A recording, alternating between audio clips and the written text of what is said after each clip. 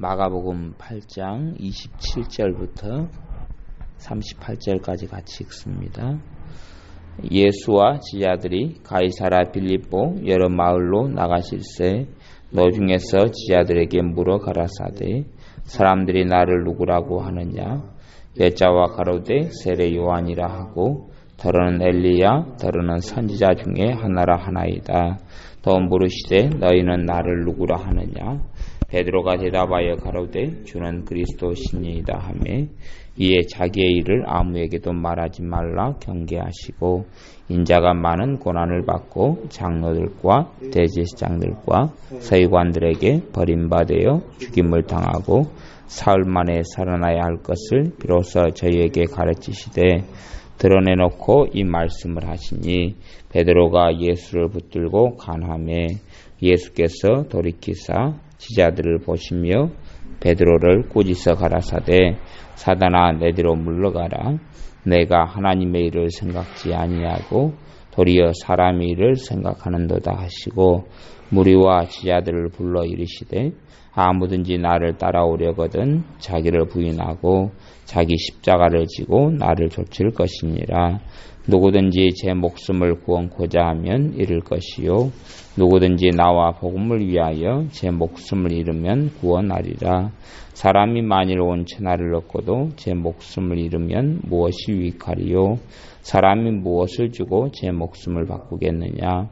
누구든지 이 음란하고 죄 많은 세대에서 나와 내 말을 부끄러워하면 인자도 아버지의 영광으로 거룩한 천사들과 함께 올 때에 그 사람을 부끄러워하리라.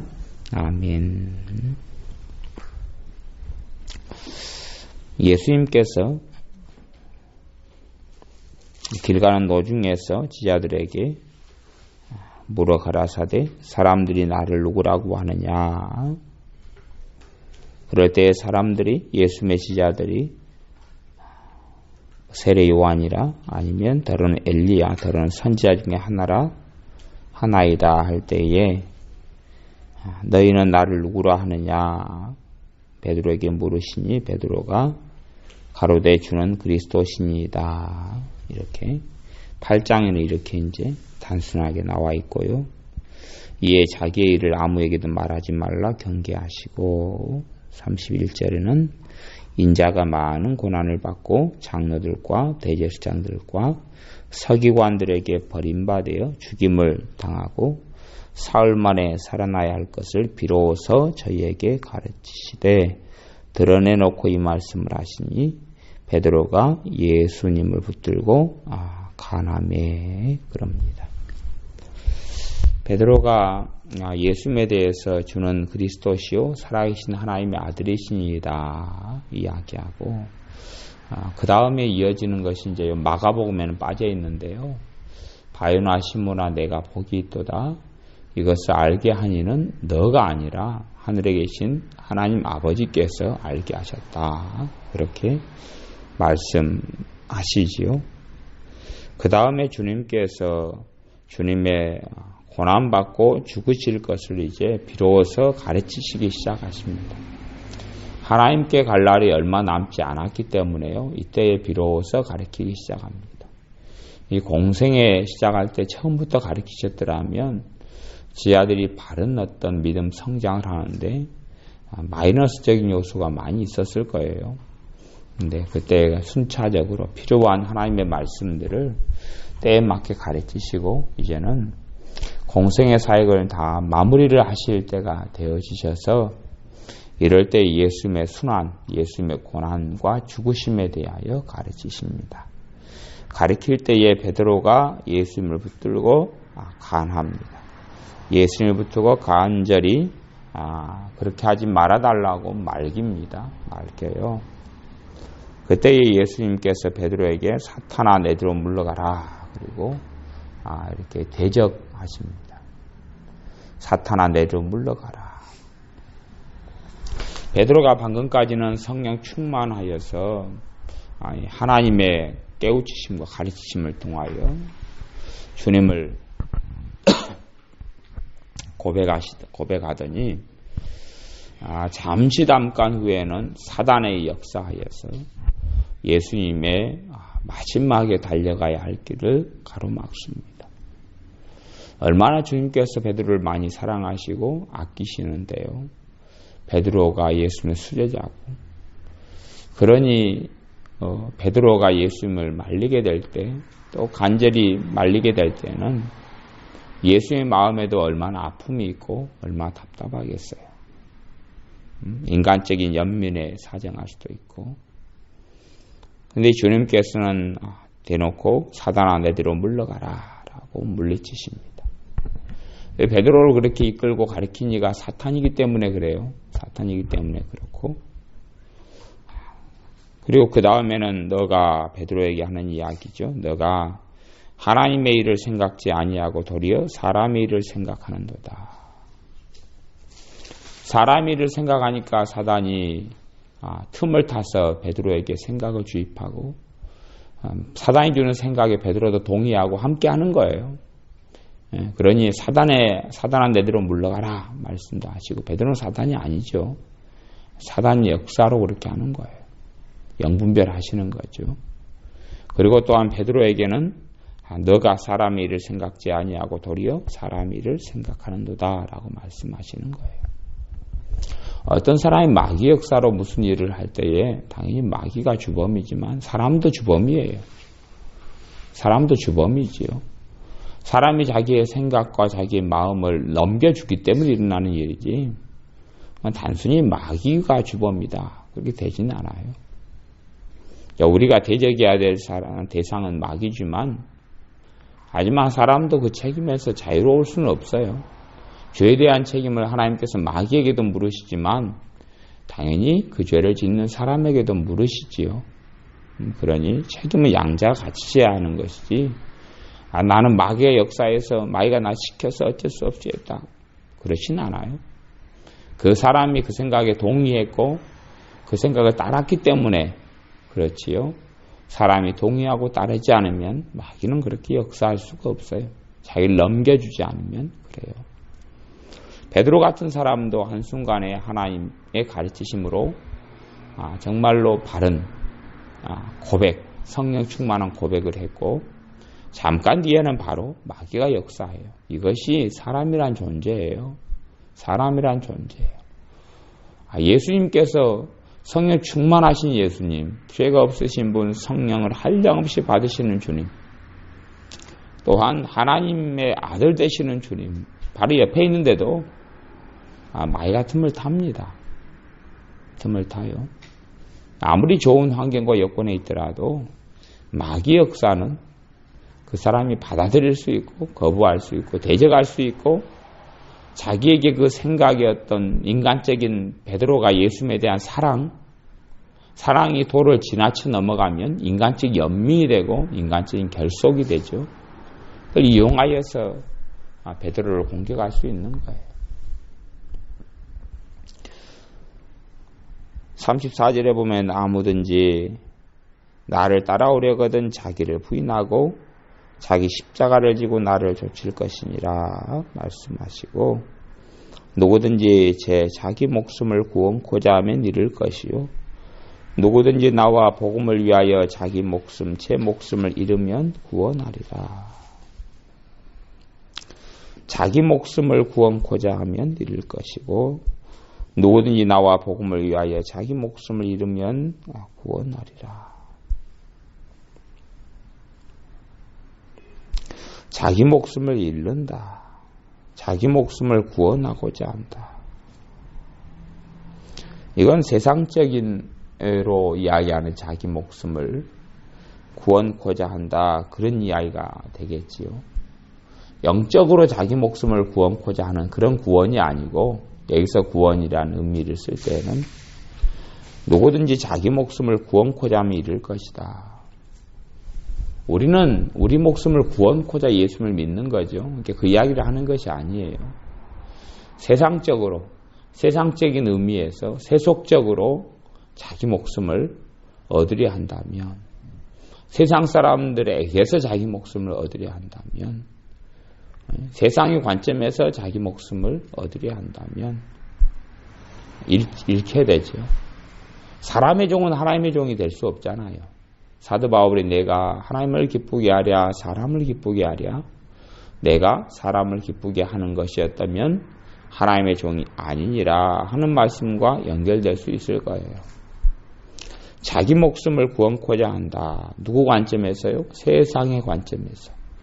세상의 관점에서 성공하고 세상의 관점에서 자기를 흥하게 하고 이렇게 된다. 이럴 때에 잃게 된다는 이야기예요. 누구니 나와 복음을 위하여 자기 목숨을 잃으면 구원하리라. 복음의 관점에서죠. 하나님의 관점에서 주님 앞에서요. 그럴 때에 자기 목숨을 잃으면 구원하리라. 여기서 자기 목숨, 주님 앞에서 자기 목숨, 주님 앞에서 자기 목숨을 잃는다. 자기 목숨을 잃는다. 어떤 입장에 자기 목숨을 잃는 것이냐? 세상에 대하여 자기가 자기 목숨을 잃는 걸 이야기합니다. 세상에 대하여 자신을 십자가에 못 박는 것을 이야기하는 것이죠. 그리고 그러한 주님을 모셔드리고 받아들이고 주님과 함께 십자가에 못 박고 주님과 함께 부활하는 것을 이야기합니다. 사람이 만일 온 천하를 얻고도 자기 목숨을 잃으면 무엇이 유익하리요? 사람이 무엇을 주고 자기 목숨을 바꾸겠느냐? 자기 목숨이 가장 중요하다고 이야기하죠. 자기 목숨이 가장 중요하다. 그러니 앞에서는 자기 목숨이 하잘 것 없다 그런 이야기를 하시는 것이 아니에요. 자기 목숨을 구원코자 하면 잃을 것이요. 그것이 자기 목숨이 하잘 것 없다는 이야기를 하는 게 아니고 자기 목숨을 누구 앞에서요? 하나님 앞에서 주님 앞에서 얻는 것이 정말 가장 중요하고 귀하다는 거예요. 자기 목숨을 하찮게 여기고 무시하고 짓밟으라는 이야기를 하는 게 아니에요. 그렇다면 36절의 말씀을 주님이 하실 이유가 없지요. 사람이 만일 온 천하를 얻고도 자기 목숨을 잃으면 무엇이 유익하리요?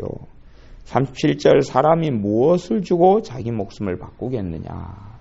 자기 목숨보다 가치 있는 것은 없다는 것이에요.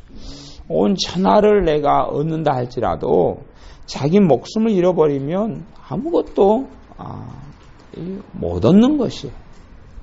그러니 우리의 목숨이라는 것, 우리의 목숨, 근데 여기서 말하는 목숨은 육신의 목숨이 아니죠. 육신의 목숨이 아니고 내 전인적인 것, 아니면 내 속사람, 영혼의 구원을 이야기하는 거예요. 앞에는 육신의 구원, 자신의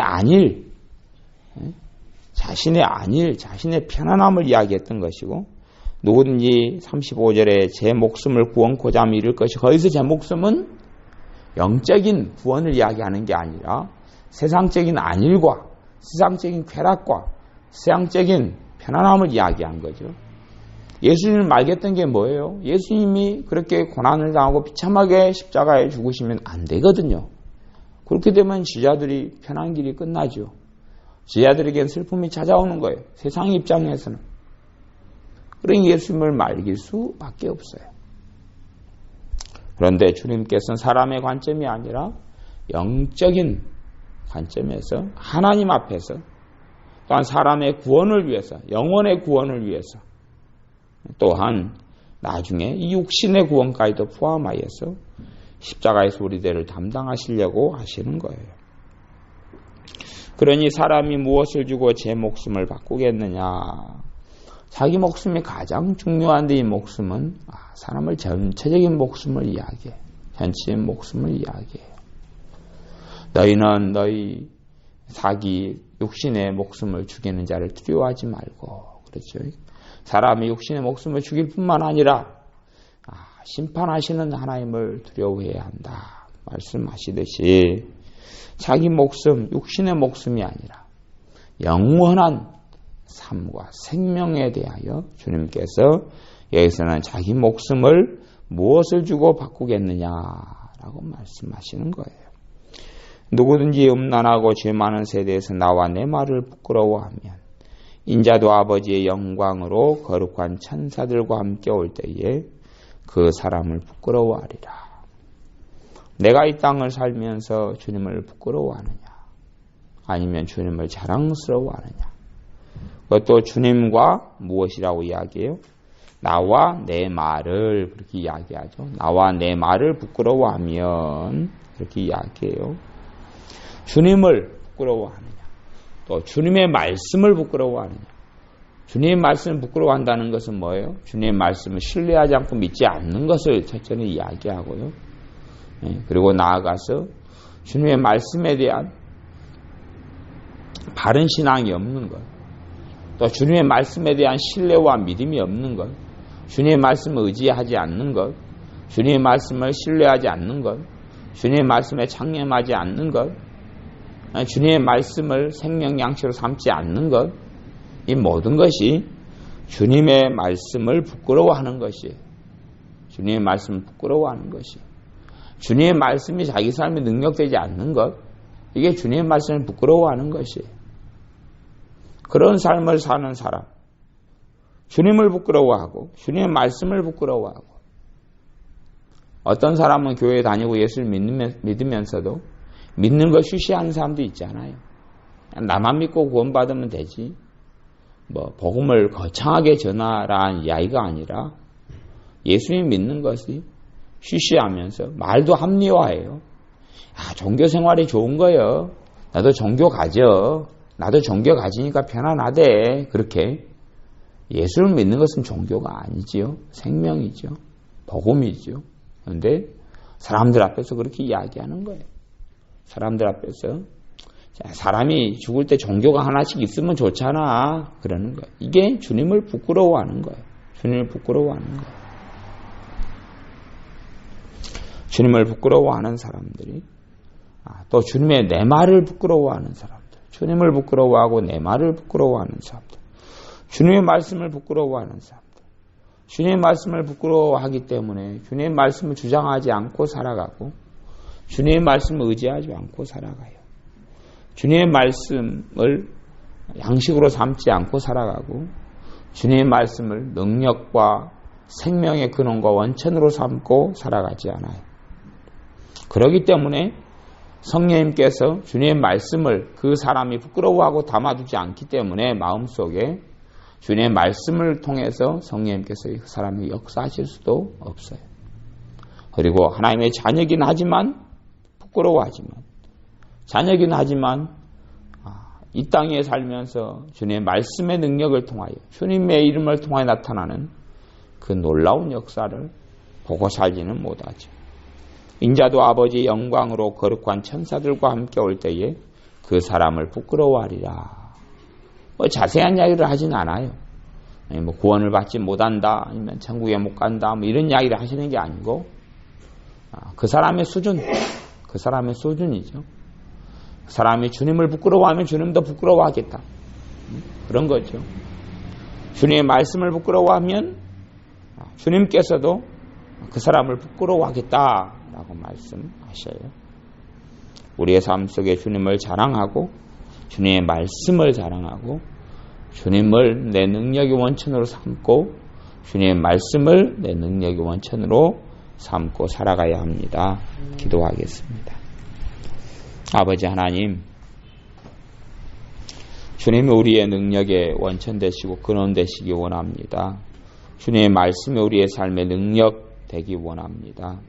또한 베드로 사도도 장담하지 못하였던 한순간에 성령 충만한 하나님께서 역사하시는 믿음의 고백을, 주님께로부터 온 고백을 하였고, 또 한순간에 사탄이 역사하여 예수님의 이 십자가의 고난당하심과 우리의 죄를 위해 죽으심을 회방하고 방해하여 싸우니 어떤 사람이 자기의 신앙이 바르다 장담할 수 있겠습니까?